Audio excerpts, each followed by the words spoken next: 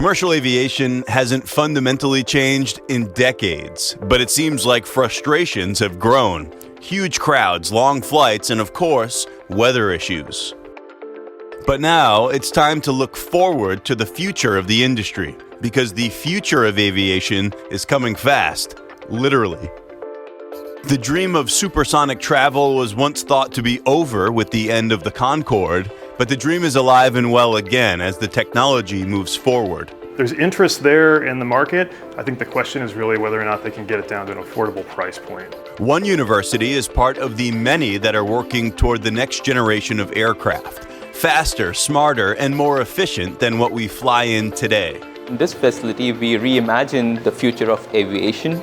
We are looking into the future where we fly from Raleigh to New York instead of an hour within a matter of 10 to 15 minutes. But it's not just the change in speed that's redefining the industry. We can't change the weather, but a robot cares less about the weather than a human being. It's much more tolerant of adverse conditions. And this technology is closer to being the new normal at airports than you may realize.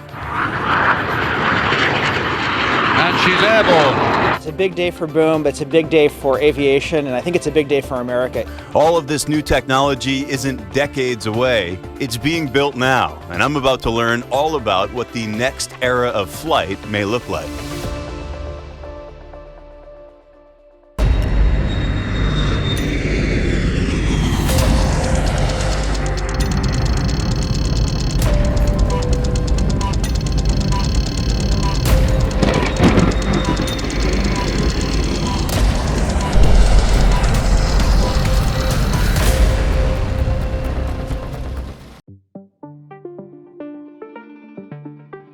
We've talked a lot about the connection of the aviation industry and weather. I've thought a lot about, or wished on some trips when the delays start piling up, that I could just teleport to my destination. That's probably not in the cards in the near future, but what is happening soon is supersonic passenger flights, which may be the next best thing, but that's not a new concept. Entering service in 1976, the Concorde became the first turbojet-powered supersonic airliner serving passengers across the Atlantic. The aircraft slashed the amount of time it would take passengers to get from New York to London in about half, but it came at a steep cost to passengers. That, along with the high operating costs and regulation for supersonic flight, ultimately led to the Concorde's downfall. It's been more than 2 decades since the retirement of the Concorde, but the work to return to supersonic speeds never ended. There's interest there in the market. I think the question is really whether or not they can get it down to an affordable price point. Fast forward to 2025, and strides are being made to return to supersonic flight. So now it's time to learn all about that technology and how soon it could again be offered by airlines. Hey, how are you doing? Nice to meet you. Good to meet you. Welcome to MAE West. MAE West is one of the buildings that houses the Department of Mechanical and Aerospace Engineering at North Carolina State University in Raleigh. Here, work is being done to advance the aviation industry and hopefully make your flight a quick one, a very quick one.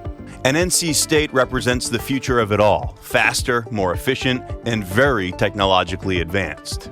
In this facility, we reimagine the future of aviation. We are looking into the future where we fly from Raleigh to New York instead of an hour within a matter of 10 to 15 minutes. Some of that was personal for you, right? You mentioned the flight back home is 24 hours? Right, I come from India, and it takes a good long 24 hours to reach back home for vacation or whatnot. And now with this future, I would be able to go circle halfway through the globe in half a day or even lesser than that. So in this lab, you're going to see a lot of very unique test ranges that is going to change the way we think about airplane and flight. So we have what are called wind tunnels, and these are passages through which we send airflow at a very, very high speed at an extreme condition. And some of the inspiration here comes straight from Hollywood. We are very much inspired by the movie Top Gun Maverick, and you guys feel the need for speed? we do feel the need for speed. In fact, one of the tunnels, wind tunnels we built very recently, will reach the speed that the Maverick reaches. Wind tunnels at NC State can simulate everything from subsonic to hypersonic flow, which helps engineers design aircraft capable of surviving extreme conditions, including weather. Supersonic flights travel faster than the speed of sound, which is roughly 768 miles per hour at sea level. Speeds are referred to by Mach numbers, which is a ratio of the speed of the aircraft to the speed of sound. Anything faster than Mach 1 is supersonic. In a sense, once you break the sound barrier, though, the rules change, right? In an atmospheric setting, and how the actual combustion, how the engines work. How can you simulate that in the lab? So that's precisely the point of all these test ranges. In this facility, we can provide a real flight environment, and we can simulate the flight trajectory that's up to 20 kilometers in flight path, which is a big deal because no other facility in the entire Southeast US can go this far into the trajectory. At supersonic and hypersonic speeds, forces on the aircraft could literally rip it apart if it isn't engineered properly, especially given the extreme temperatures.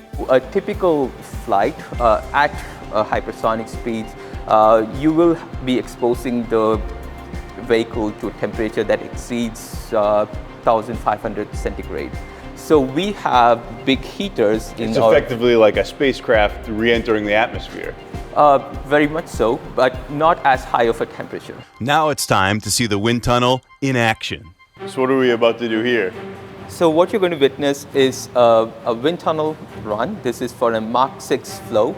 And we have a test article that emulates a front portion of a hypersonic engine.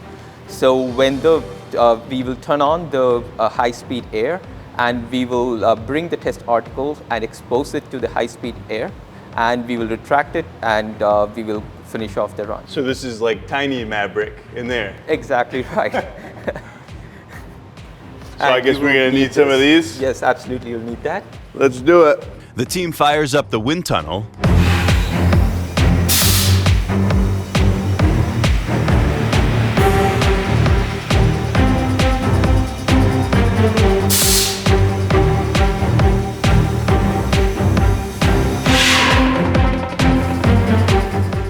and exactly what they're looking at is this. It's a very small sample size of what the researchers here are doing, but you can see the test material being lowered into the tunnel as all that air races past it. It isn't just getting people places quickly that makes this technology so important, but even disaster and humanitarian relief aid too. For the global population, it is the question of prompt delivery of humanitarian aid and relief. So we just had a situation in Far East where they were pounded by a couple of typhoons. So now, imagine now we can actually send the relief material not in a week, but within a few hours. That makes a life and death difference for so many people. That quicker aid is more important than ever, especially for remote areas. Do you think before the end of your career, you'll fly on a hypersonic aircraft? I'm very positive I will. Probably much earlier than the end of my career, for sure. But high speed isn't the only thing being worked on at NC State. Before an aircraft, hypersonic or not, leaves the ground, it needs powerful propulsion. So all in one facility, once you design any type of aircraft that can go supersonic or hypersonic, you have to get it there, and it's the propulsion that will do so, and that's what you're testing in this laboratory? Correct, and the fuel is really what delivers the energy. So like this whole thing is designed to bring fuel at high flow rates and high pressures to the combustor. Whether it's sending rockets into space to Mars or for the next generation of supersonic aircraft, this is what will be powering them. So this is called a rotating detonation engine. A rotating detonation engine is exactly what it sounds like. We've trapped a detonation wave, an explosion wave, inside of a conventional aircraft or rocket engine. That's what's going around here in this video. A detonation wave which has huge benefits. We know from thermodynamics that it's more efficient than regular combustion, like a fireplace or a candle. It's more efficient to explode the fuel than to just burn it, so you can get higher performance. Now it's time to see the testing in action. So this is the flux capacitor? Similar, yes. So we're talking about the combustor, right? And in an airplane you can think you have a combustor, but you need something to also generate power. And that's where you have the turbine. The turbine is producing power for the compressor to pressurize the system. And so this is what we are trying to emulate over here. I stopped by the lab to see the students conducting their research and firing off the detonator. Firing. We just fired, so what I initially did was stop the recording, and so we sent some purge through, so that's just some nitrogen going through to cool off the system. We don't want the RD to be too hot once we reset and everything. So right now what I'm redoing is I'm just renaming our test, resetting our pressures and our target pressures as well for our fuel and our oxidizer. And that efficiency means burning less fuel, meaning faster travel with fewer emissions. And that's key for the sustainability of supersonic flight. But this technology isn't exclusive to NC State. In early 2025, Colorado-based Boom Supersonic broke the sound barrier 6 times without creating an audible sonic boom with its supersonic demonstrator aircraft, XB-1.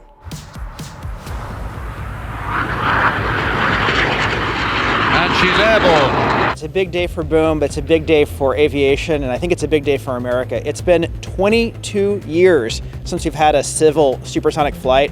Today that comes back, and the really exciting thing is XB-1 is smaller, but it's made out of the same technology that we can use to build a supersonic airliner that everybody from the president to families can fly on. And in October 2025, NASA and Lockheed Martin teamed up for the test flight of the X-59 jet plane. This is big business. This is quite literally the future of the industry. You mentioned Boom Supersonic here in North Carolina, Lockheed Martin. There's a lot of money being spent to develop these technologies for consumers, for passengers. What's that going to look like over the next 5-10 years? So I think for the passengers in the next 10 years at least, we can imagine at least a few business airplanes that can connect one destination to the other at half the time it takes. With all this new technology and excitement around supersonic flights, NC State is welcoming the brightest minds in mechanical and aerospace engineering. In the last 6 years, we have had like double the number of students in aerospace engineering because of the big, we call it the Elon Musk effect.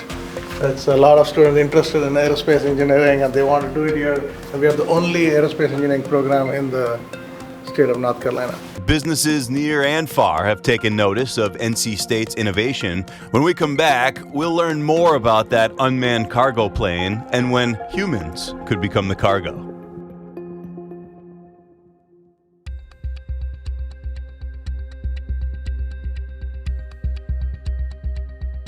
At NC State in Raleigh, North Carolina, I'm getting a glimpse into the future of aviation. From supersonic and hypersonic flights to unmanned aircraft. That's right, unmanned planes.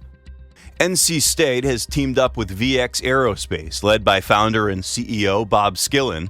Together, they've designed an unmanned cargo aircraft built around a robotic smart box that can load, unload, and balance itself. You take the pilot out of the aircraft, that's been done for quite a while. Autonomy's gotten better. But the mission of the aircraft, whether it's delivering cargo, whatever, how do you take all the people out of that? And so what we've worked on with the university here is a concept that takes people out of the cargo loading and unloading as well. You're probably wondering, what does all this have to do with weather? Well, a lot, actually. We can't change the weather, but a robot cares less about the weather than a human being. It's much more tolerant of adverse conditions. So anything we do that we eliminate human exposure, we generally increase our capability in inclement weather. And remember, drones are always, they can't see anyway, so it's not as big a problem. A lot of the weather things that hamper human flight are not a problem for unmanned flight. Autonomy isn't the only major shift happening here.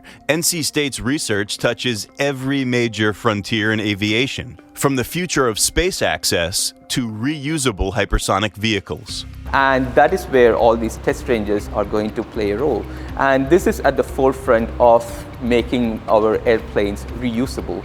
And this is the new mantra that our technology is going forward to. So we are crossing the palisades of the hypersonics being confined to defense and national security, and we are crossing it to a civilian application. But aside from speed, there could also be improvements in aircraft design, including unmanned cargo aircraft. So one project we've been working on is an effort to create a blended wing body air cargo hauling aircraft. This is just a small 3D printed model that we use in this wind tunnel to study its aerodynamic characteristics. And the idea of this really is to be able to automate not just the flight of the aircraft, but also automate even the cargo loading and cargo handling. But that new shape doesn't just make the plane look different, it also makes it perform differently. So I know flight purists don't probably love this, but removing the people, removing the pilot out of the equation gave you a lot more flexibility. Absolutely. So, I mean, that allowed us to consider a very different shape for the fuselage. You know, you don't have to have a pressurized cabin for people. And so that leads you to consider things like a lifting fuselage, like you see here. So the whole body of this aircraft, as you can see, is essentially a wing. And an entirely new shape to the aircraft creates a new set of possibilities for the future of commercial flight. When we think about this kind of blended wing shape here, you know, we talked about this being important for the cargo application, but there's a lot of interest in this sort of geometry for aircraft, for passenger aircraft as well. You know, you get so much interior volume here, so much more flexibility in the seating layout and the way that you can load and unload people from the aircraft that, you know, even though we were driven to this design for our robotic cargo handling idea, I think we're going to see similar types of blended wing body aircraft in the passenger service as well. Between hypersonic research, new engine concepts, autonomous cargo planes, and new aircraft shapes, you're getting a better picture of where aviation is really heading. On the air side, we are going towards faster air travel, more going back to supersonic, and maybe even hypersonic travel, and things like that. So there are a lot of interest in the technology going towards, which is going to get us to places faster. Ultimately, NC State isn't just studying the future of aviation, they're building it piece by piece in ways that are faster and more efficient and even more resilient to the weather that's always been a factor in how we fly.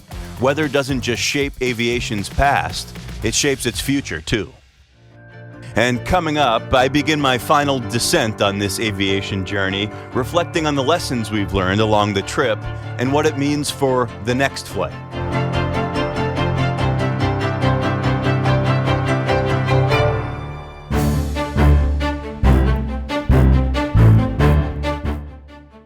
Every flight ends the same way. Wheels touch down, engines power off, and that sense of relief when you make it to your gate safely. Now our flight through the aviation industry is getting ready to deplane, and boy did we learn a lot on this journey. It all began at Newark Liberty International Airport, one of the busiest airports in the country, where some bad weather here can cause ripple effects across the country. Weather is always top of mind. I say weather stays top 5 in terms of things that we're thinking about, things that we're worried about. Especially up here in the Northeast, up here in New Jersey, we see all 4 seasons, we see all types of weather. We have to be ready for, you know, all the dynamicism that comes with that. But that worry isn't panic, it's preparation.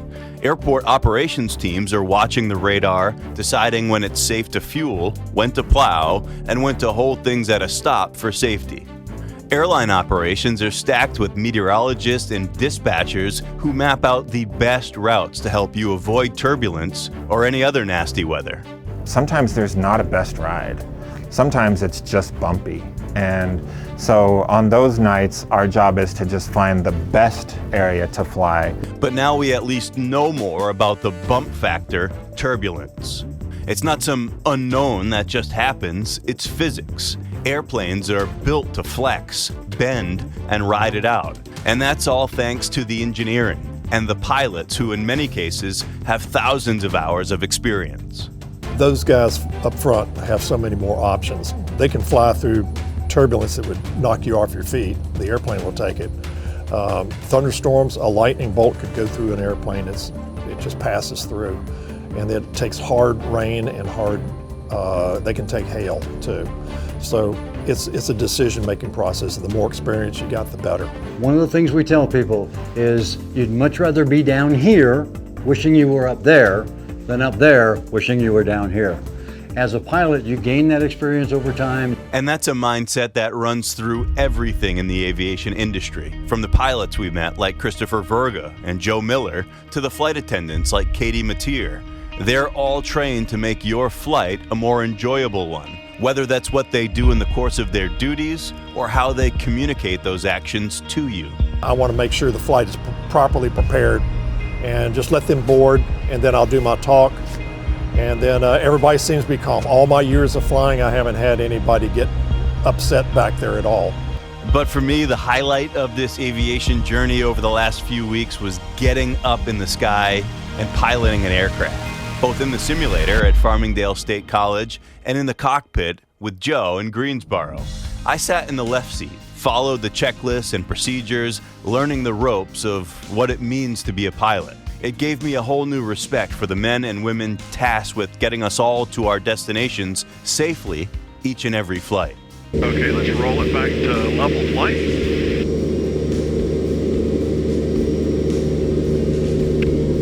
Like a natural. Okay, and let's make a left turn. All right. Looking good. Let's go ahead and make a left turn here. And I got a look at what the future of aviation looks like and how it could be much faster to go from point A to point B on an airplane. In this facility, we reimagine the future of aviation. We are looking into the future where we fly from Raleigh to New York instead of an hour within a matter of 10 to 15 minutes. And all this innovation comes as airports are still busier than ever. So short term, we continue to see robust travel demand. And that's really exciting. We've got more people traveling than ever before. So what that says to me is aircraft are busier than ever. There's still that travel demand. And that's really exciting to be able to be in the middle of all of that, serving the customer, serving the region, making sure that people are coming in to travel, visit family, people are able to go out on vacation and really get to where they need to go. Long term, the Port Authority has some very ambitious capital projects well underway. And that means there's going to be improvements in the forecasts. The intrinsic weather forecasting is a forecast. I mean, I've seen forecasts totally fall flat, and it didn't do that. So I think they may get more accurate. Maybe AI is what they're going to start using to help forecast.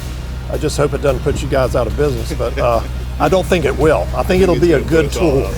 It'll be a good tool.